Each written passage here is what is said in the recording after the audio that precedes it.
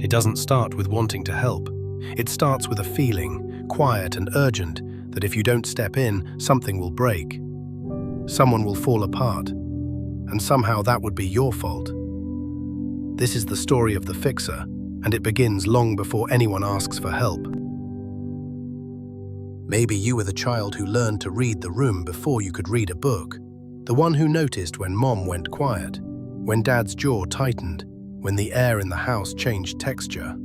You became an emotional translator, fluent in silence, expert in damage control.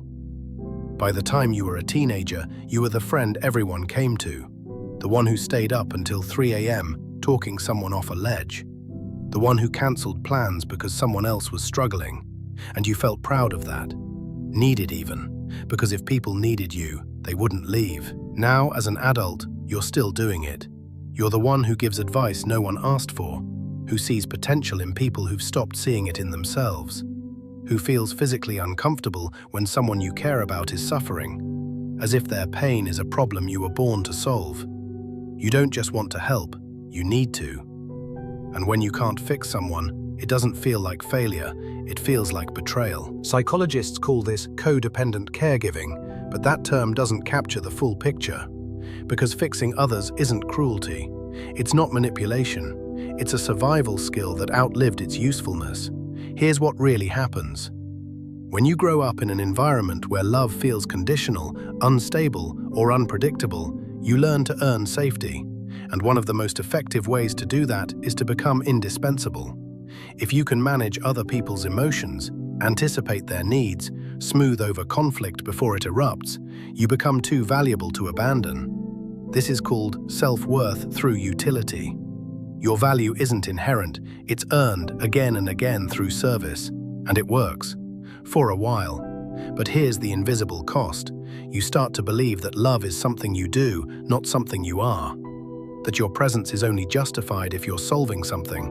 That rest is selfish. That boundaries are rejection.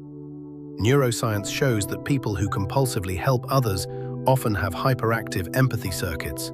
Their mirror neurons fire so intensely that they literally feel other people's distress as if it's their own. But instead of processing that pain, they try to eliminate it. They bypass their own nervous system and go straight to fixing the external source. It's not selflessness, it's self-protection. Because if everyone around you is okay, maybe you'll finally be safe. But here's what no one tells you. The more you fix, the less you're seen. Because when you're always the helper, people stop asking how you are. They stop wondering if you're struggling. They assume you're fine, strong, capable, together. And you let them believe it. Because admitting you're not okay would shatter the role that's kept you connected. So you carry it, quietly, alone. You give advice you don't follow. You soothe fears you secretly share. You hold space for everyone's breakdowns while your own stays locked in your chest, waiting for a moment that never comes. And the cruelest part? The people you try to fix often don't get better. Not because you failed, but because healing isn't something you can do for someone. It's something they have to choose for themselves. So you watch them repeat the same patterns, make the same mistakes, ignore the same advice. And each time it feels like evidence. You weren't enough. You didn't try hard enough. You didn't love them correctly. But what if the problem was never your effort? What if the problem was believing that your love is only real when it's in the shape of rescue? Here's the truth they don't teach us.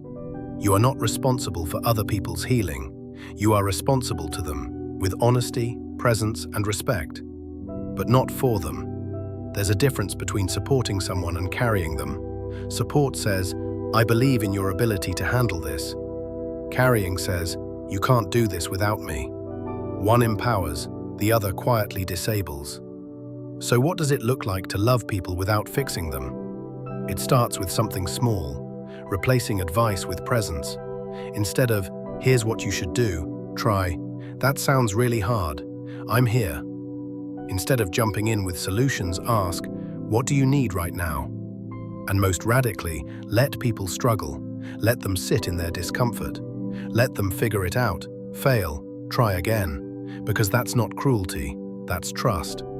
It's saying, I believe you're capable, even when you don't. You can still care deeply, you can still show up, but you stop performing emotional labor that was never yours to do. And here's what happens when you do that. You start to notice your own needs, the ones you've been postponing for years.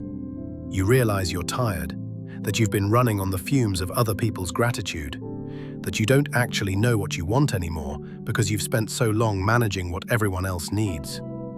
This is the uncomfortable part, the part where you have to learn to sit with yourself, not as a helper, not as a fixer, but just as a person. Imperfect, uncertain, still worthy. And slowly you begin to understand you were never meant to be the answer to someone else's pain. You were meant to be a companion in it, to witness, to affirm, to hold space, but not to carry the weight. Because real love doesn't require you to disappear.